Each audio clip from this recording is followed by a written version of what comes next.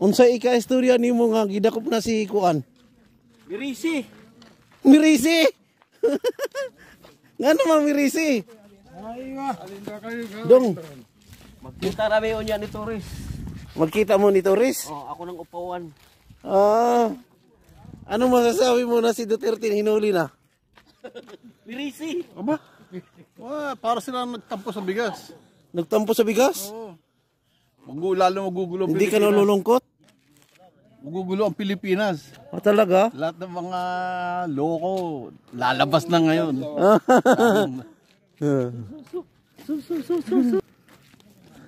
Tama so. Sadik, malum Duterte bay? Duterte? Ha? Carolex. Carolex. Ano masasabi mo sa ano? Aywa, miya-miyanta. Ano? Magkita lang kami. Magkita kayo?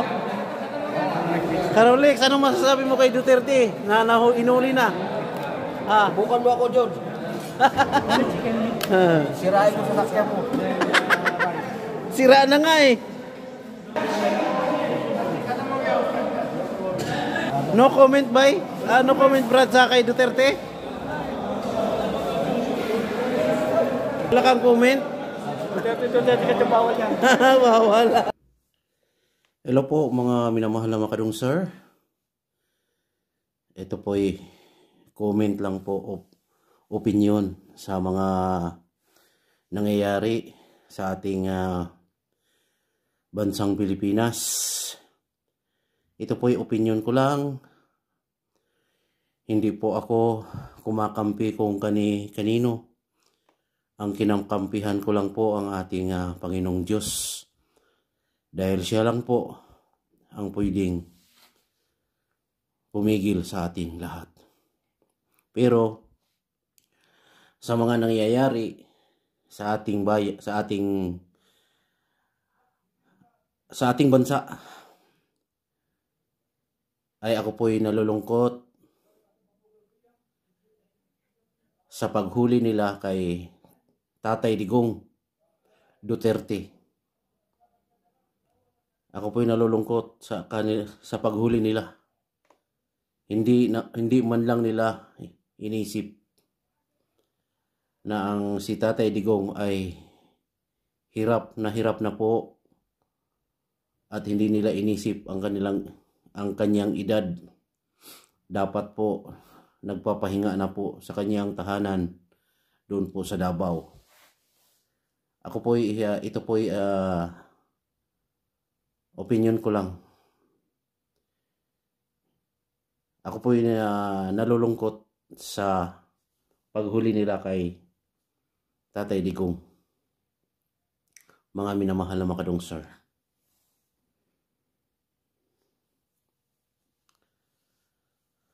At hindi ko na lang sabihin kung ano po ang magandang nagawa ni Tatay Digong. Dahil alam naman po lahat ng tao sa buong Pilipinas o di kaya sa buong bansa, buong mundo, kilala po si Tatay Digong. At bago po siya hinuli ay pumunta po siya sa Hong Kong. At pagbalik niya ay doon na siya hinuli. Mga minamahal na makadong sir. Yun lang po ay aking pong opinion ko lang po at aking comment, ang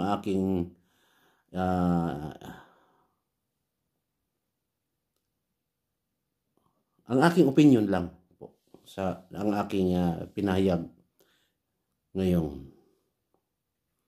Ako po'y nalulungkot talaga sa paghuli nila kay Tatay Digong dahil matanda na po siya. Hindi po nirerespeto ang kanyang katandaan.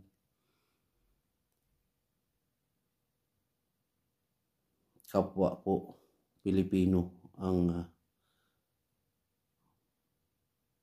naghuli sa kanya. Kaya hanggang sa muli po nating mga upload na videos. Maraming salamat po sa inyong panonood. Naway ipanalangin po natin, ipag-pray po natin ang kaligtasan ng ating minamahal na Tatay Digong Duterte. Hanggang sa muli po nating mga videos. Ito po ang inyong lingkod, Dong Sir Adventure. At inanyayahan ko po yung hindi pa po nagkapag-subscribe dito po sa akin channel, Dong Sir Adventure. At meron pa po akong ipopromote. Ang aking bagong YouTube channel ay Dong Sir Adventure Official. Paki-subscribe po ang aking bagong YouTube channel. Maraming salamat po. Hanggang sa muli nating mga videos. Bye-bye!